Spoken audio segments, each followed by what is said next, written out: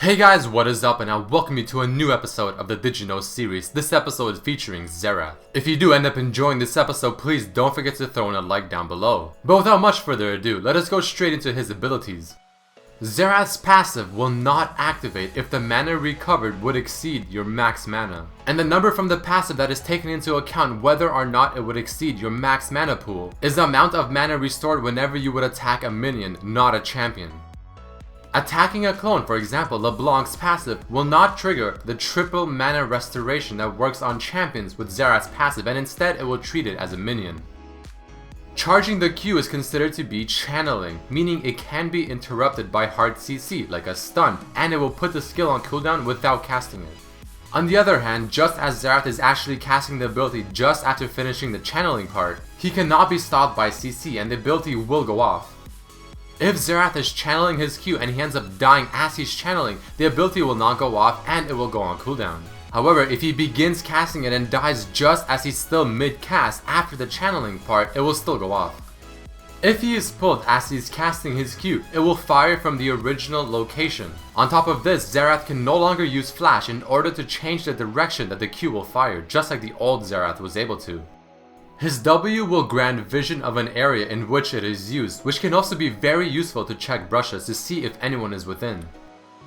Spell Shield will block Xerath's Q ability, his W, his E, and of course one of the 3 ticks of the ultimate. Don't forget, your enemies can also see the range of your ultimate whenever you activate it, so they can easily know when they're out of range. Having higher cooldown reduction means you can cast the 3 beams of Xerath's ultimate faster in between each other. As one of the blasts from Xerath's ultimate comes down within an area, it will give slight vision of that area as well, which does include vision within brushes. A typical burst harass combo with Xerath can be first to land your E, guarantee the full damage W, quick cast the Q, and then follow up with your ultimate. Alternatively, you can use the W first to land the slow and then guarantee your E for the stun. Alright guys, let us jump into some cool facts and lore about Xerath.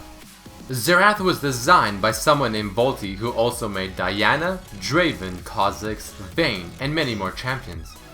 His voiceover is someone named Michael McConaughey, who's a very popular voice actor voicing many animes, video game characters, and much more. Xerath is the second champion known to be omnipotent, meaning he can potentially have unlimited power.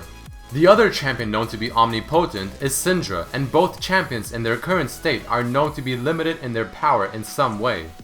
The community also seems to argue between which champion, Syndra or Xerath, would be stronger in their full form, though most seem to say Xerath due to him not having an actual human body, which can potentially limit the power to a certain extent. With this being said, Xerath has a quote specific to taunting Syndra. You chase power, Syndra. I am power. With all this being said, let us go into his lore. At first, Xerath was a human who lived within Shurima. He kept practicing magic with an undying passion and to eventually be able to gaze into the heart of Runeterra to know the secrets of history and the universe. However, the magic he aimed for was more than a mortal body can take, eventually leading to a point where his arcane power slowly destroyed his human body.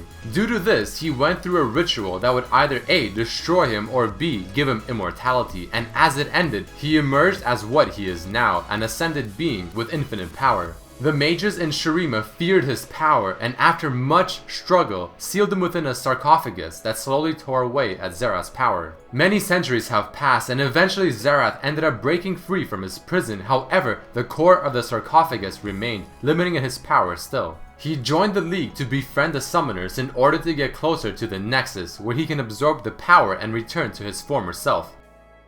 From this lore, Xerath has a quote that is specific to Thresh. Those chains cannot hold me either, jailer.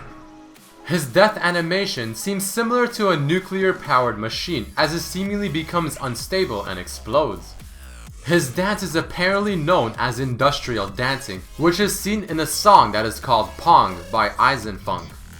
When taunting, Xerath disarms the sarcophagus that is on him, and you can see a person made of pure energy.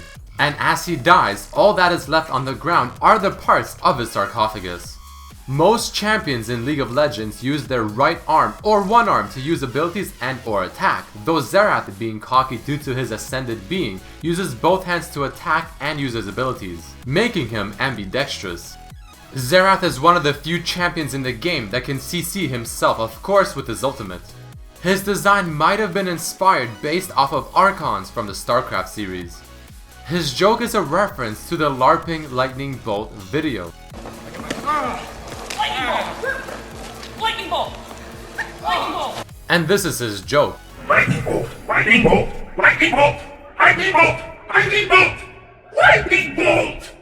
Looking at his champion spotlight, you can see Runeborn Xerath and Battlecast Xerath were called Runeforged Xerath and Lockdown Xerath respectively. Scorched Earth Xerath may refer to the military doctrine of Scorched Earth, where anything that may be useful to the enemy is destroyed. Another resemblance to this skin can be the Pyro Vials from the Doctor Who series. If Mordekaiser gets Xerath with his ultimate, the ghost will have textures resembling the color of the skin that Xerath is in. This feature with Mordekaiser's ultimate is unique to Xerath.